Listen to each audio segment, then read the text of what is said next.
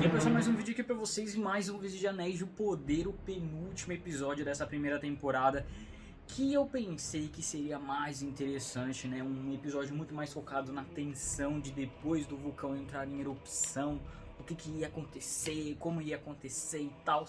E foi um episódio, principalmente a parte da Galadriel, foi muito morno, com alguns pontos ali de destaque que a gente vai conversar durante o vídeo. A gente viu os anões, a gente viu a Nori de novo, estão de volta, né? Novamente, com poucas coisas ali no meio pra gente tirar de bom desse episódio, que poderia ser um pouco mais tenso, mas foi um episódio muito morno, porque eles tinham que entregar, principalmente no penúltimo episódio, que por sinal, com Game of Thrones, já que a gente tem que fazer essa comparação e não tem jeito, e a Casa do Dragão tem que fazer isso também, o nono episódio geralmente é o episódio que marca, né? Então o penúltimo episódio da temporada é o episódio que marca a série, que deixa ela muito conhecida, né? Casamento Vermelho, dos Bastardos e assim por diante. Então a gente tem um monte aí de exemplos em Game of Thrones que eles podiam trazer aqui para deixar mais impactante, eles não deixaram, né? Mas basicamente vamos dividir aqui em tópicos cada uma dos núcleos. Vamos primeiro pro núcleo da Nori, que é o mais simples, o mais rápido de falar, que basicamente eles continuam naquela viagem para chegar no lugar prometido, que basicamente é o Bolsão, né? Eles vão chegar ali em um lugar aonde dos meteoritos, sei lá, uns fragmentos ali do vulcão caiu nessa área e matou ali a planta, né, a árvore e algumas plantas que davam frutos. E aí acaba que eles vão ficar nesse ambiente onde vai ser difícil para eles cultivarem um pouquinho da vida deles ali, porque eles são nômades, né? Então eles vão ficar num ambiente por um tempo e depois eles se mudam para outro. Como foi destruído aquele ambiente, fica muito difícil para eles se manterem ali, mas aí o estranho, ele vai lá, joga umas magias, joga umas mandingas na árvore ali, né? E a gente percebe que depois de jogar essa mandinga, a árvore começa a florescer novamente, né? Mesmo que ele tenha acabado derrubando ali o galho em cima da Nori e do menininho, e consequentemente as pessoas expulsando ele, né? Posteriormente, a gente vê que deu frutos, o lugar ficou abundante de alimentos, né? E óbvio que eles não pensam de trazer o cara de volta, né? Eles simplesmente deixam e continuam a vidinha deles ali, né? Mas mais pra frente, na parte da noite, a gente percebe aí que aqueles estranhos, se eu não me engano no episódio 5, que eles estavam atrás, aparentemente, do estranho, né? E a gente deixa um pouco mais claro que eles estão mesmo atrás dele. Aparece, né, aqueles pessoas com um manto branco, não sei se são elfos, que raça são eles, né? Então eles aparecem, provavelmente são algo ligado aos magos, talvez quando os magos chegam à Terra, né, porque os magos eles são enviados à Terra, talvez eles precisem de um alinhamento com essas pessoas para poder ali ter o direcionamento correto, pode ser. Mas basicamente a Nori tenta proteger ali o estranho, falando que ele não tá indo para aquele lugar, mas e sim pro outro.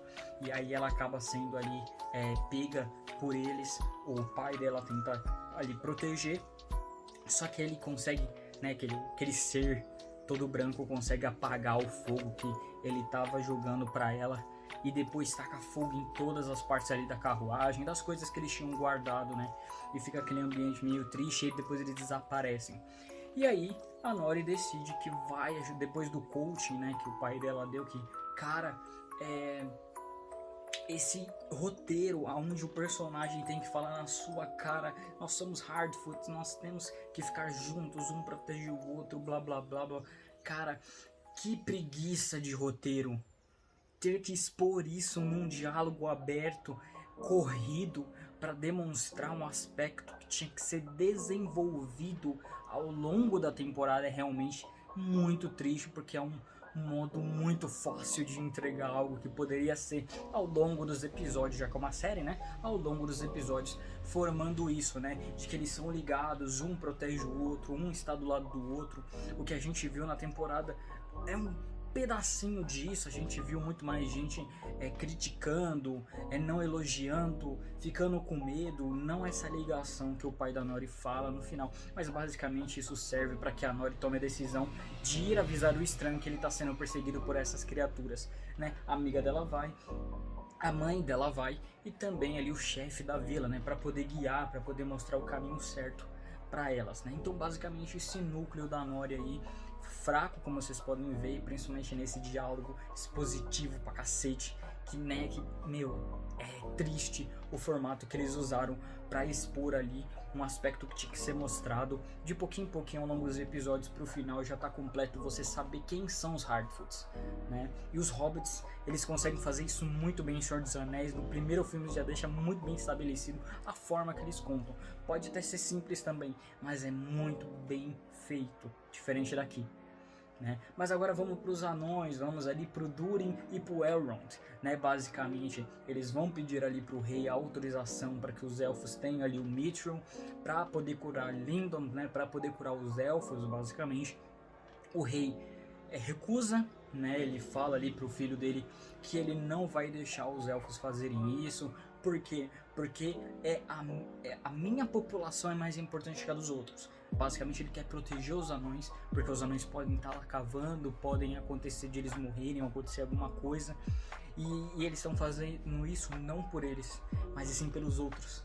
E ele não quer que isso aconteça. Por isso que ele recusa, né, a ajuda, né? O Durin tem que falar ali com o Elrond sobre isso, então fica naquele climaço. E o Elrond vai embora porque ele tem que falar ali com Gil-galad, né, o rei elfo, do que aconteceu, né? Mas aí, né, a Dissa, né, a esposa do Durin, fala ali com ele, fala que o pai dele tá errado, que, né, ele tem que dar um jeito, tem que tentar, tem que fazer e tal. E aí ele percebe, ele acaba jogando o Mithril, né, que o Elrond tinha devolvido para ele, e junto com a folha queimada, se lembra no episódio anterior que a árvore estava toda morta, a folha estava morta. Então, quando o Mithril tocou, né, ficou do lado daquela flor, floresceu de novo, a flor parou de estar seca, né, tá morta e ficou toda bonitinha, né? E aí o Durin larga tudo, esquece o que o pai dele falou e vai ali pra caverna pra cavar junto com o Elrond, né? Eles têm uma conversa, eu acho que a melhor química que tem nessa série é entre o Elrond e o Durin, né? Eles de fato são amigos, pelo menos o que me passa nessa cena, né? Na verdade, em todo o desenvolvimento dessa série, é que eles são amigos mesmo, sabe? Tem os seus problemas, tem as suas picuinhas, tem as suas divergências, mas, cara, eles são amigos. Na verdade, como o Durin mesmo fala, o Elrond é como um irmão pra ele, né? Então isso é muito legal. E ali, eles cavando, eles acabam achando ali um buraco na parede, né? Eles fazem um buraco lá na parede, eles encontram lá cheio de Mithril naquele lugar. E, né, o rei acaba parando eles antes de eles poderem entrar. O rei prende o Elrond, né, e tira aquele colar, sei lá, que mostra que ele é o príncipe, né, dos anões e vai ser o futuro rei e tal. E ele é deserdado, basicamente, né? Então ali mais pra próximo do final do episódio a gente vê a Dissa, né, a esposa dele, e ele conversando sobre que ele vai herdar de qualquer jeito a Mina dos Anões. Não serão outros anões, não importa o que seja, será o Durin, e tudo aquilo é dele, e o Mithril é dele, então ele pode fazer o que ele quiser, tomar a decisão que ele quiser. Eles se abraçam, cena bonita, XYZ, e aí vem a parte que eu acho que é mais importante do episódio, que eu já tinha falado em episódios anteriores, né, que o destino final dos anões é porque eles cavaram demais.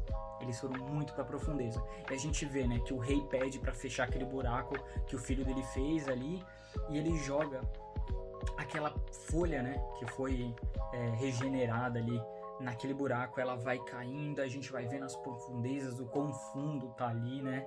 E aí, quando chega no final, a folha queima e aparece um Balrog, né? E que a gente sabe o que acontece quando assistiu O Senhor dos Anéis. O próprio Gandalf fala, né, que os anões cavaram tanto, que eles descobriram trevas no meio das montanhas. E se lembrem, o Morgoth, ele era chefe dos Balrogs, basicamente. Ele tinha vários Balrogs.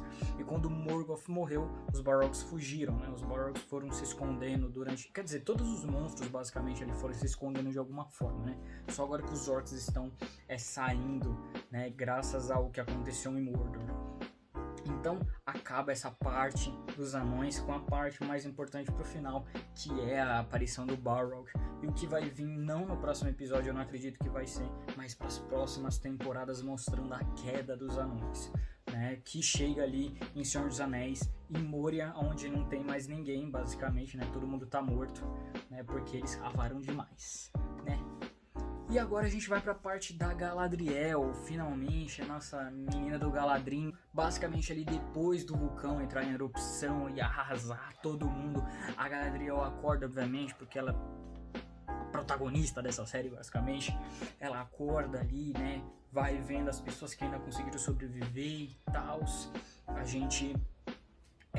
e aí os grupos que estavam ali se separam, basicamente. Né? O grupo ali da rainha com o pai do Isildur vão para um canto, a Galadriel e o Theo vão para outro, e a gente vê o Isildur também ali vendo o amigo dele morto, se eu não estou enganado, né? Que a cor estava muito forte, não deu para ver muito bem, né, o rosto da pessoa. Mas aparentemente aquele cara que já queria se aposentar depois da primeira batalha, ele acabou morrendo aí também, né, no estalar aí da montanha. Então a gente vê esses dois núcleos aí, eles se dividindo, e a Galadriel indo com o Theo por um lado, e aí o pessoal indo pelo outro. A gente descobre ali que a rainha, ela ficou cega, né? Acabou caindo um negócio no rosto dela ali, e ela ficou cega, mas ela se mantém orgulhosa, ela se mantém em pé como uma rainha regente no caso, né? Para demonstrar que ela tá firme e forte ainda à frente, né? O pai do Isildur pensa que o Isildur morreu, obviamente ele não morreu, mas ele pensa, né? Tem todo esse drama durante esse episódio, que ele não quer mais voltar, que deveria ter deixado a Galadriel morrer, porque senão ele não ia perder o filho, blá blá blá, e a gente sabe que o Isildur não morreu, pelo amor de Deus. Principalmente porque o cavalo não quer ir junto com eles, né? Então eles soltam ali o cavalo sai correndo, né? Taca fogo nas pernas ali e vai embora. Então aí ele tá indo atrás do Isildur para trazer o Isildur vai continuar ali, não importa isso. E a Galadriel e o Theo, né, eles têm um debate não, uma conversa, né, e a gente vai conhecendo um pouquinho da Galadriel, que foi muito interessante saber. Ela já teve marido, né, e ela não sabe se esse cara morreu ou não morreu. Então é muito interessante saber que ela já teve isso, e ele teve que ir para a guerra, né, na primeira grande guerra aí da Primeira Era contra o Morgoth, e ela não sabe o que aconteceu. Ela até conta umas partezinhas ali, né, de que como eles se conheceram e tal, e até que é legal, é uma coisa um pouco maior ali, pra gente saber um pouco mais da lore da Galadriel, só que também não é muito, sabe, tão importante assim, que a gente sabe mais pro futuro, que vai ter o marido dela e blá blá blá mais pra frente, né, então tanto faz nesse momento. Eles chegam ali no acampamento onde está todo mundo. O Theo encontra a mãe, encontra o Arondir, todo mundo tá feliz e contente, com um sorriso nos dentes, né? E a Galadriel vai falar com a rainha as decisões dela, o que causaram para essas pessoas, como a rainha ficou cega, e a rainha pede para ela não sentir pena, porque eles vão voltar para Númenor, só que eles vão voltar armados até os dentes para derrotar os orcs, e a gente sabe muito bem que não vai acontecer do jeito que ela quer, né? A gente sabe do merdeiro que tá lá em Númenor, e o pai do Isildur também não tá muito afim de voltar aqui para proteger ninguém, já que para ele o filho dele morreu, e de novo a gente sabe que não morreu, e depois a gente sabe também que ele vai voltar de qualquer jeito, né? Uma coisa bem interessante que é falada nessa parte, não nessa conversa, mas sim com a mãe do Theo ali, que eles vão para um lugar onde os Númenóreanos estão fazendo meio que outro acampamento, vamos colocar dessa forma, e eu acredito que seja Gondor, né, que seja a Cidade Branca, né, que fica ali basicamente do lado de Mordor, né. Então é muito interessante, né? A gente tá começando a ligar, talvez seja Gondor ou talvez não, mas eu espero que seja Gondor, pelo menos ver a fundação dessa cidade, que mais pra frente será ali o pilar da última grande guerra, da Terceira Era, que vai acontecer muitos e muitos anos depois, né? Então tem essas pegadas. A gente também descobre que o Halbrand está vivo, mas está muito machucado, e a Galadriel vai levar ela lá para Lindon, né, para a capital dos elfos, para poder curar ele, para poder dar tudo certo, eles poderem voltar. O Halbrand aceita que ele vai ser o rei, aceita que vai salvar todo esse povo, e o final do episódio é basicamente o Adar aparecendo para os orcs, falando que eles não precisam mais ficar ali de capuzes, porque agora eles podem andar na luz do sol também. Então a gente vê ali Mordor começando a se formar. E ele também fala que não quer mais ser chamado de Adar, porque esse nome já morreu, é de uma terra velha, né? E aí o cara pergunta de que nome ele quer ser chamado. E aí aparece, né, as letras falando Southlands, né? Tipo, a Terra do Sul, né? E aí depois Mordor. A gente vê o vulcão lá atrás, só soltando fumaça, que por sinal nunca mais parará de soltar fumaça de lá até o final de Senhor dos Anéis, né? E o que vocês acharam desse episódio? Eu achei um episódio muito fraco. Eu gostei só desse finalzinho em alguns pontos durante ele ali, algumas coisinhas da Galadriel, a relação do Durin e do Elrond, né? Talvez o mistério daquele pessoal branco ali com a Nori, mas também, sei lá, chegou muito tarde na temporada, né? E esse final eu gostei muito, eu quero saber mais no próximo. Então, o próximo episódio já é o último, vamos ver se vai ter algum tipo de ação. Eu espero que tenha algum tipo de ação, pelo amor de Deus, porque eu não aguento mais uma série que prometeu tanto e me entregou tão pouco, e Casa do Dragão tá sendo muito melhor do que Senhor dos Anéis, e eu não queria falar isso porque eu amo Senhor dos Anéis, né? E eu quero muito esse mundo de novo aí. Mas eu quero saber a opinião de vocês. Deixa o like, se inscreve no canal, ativa as notificações para não perderem nenhum vídeo. Agradecer por mais um vídeo que vocês assistiram. Muito obrigado.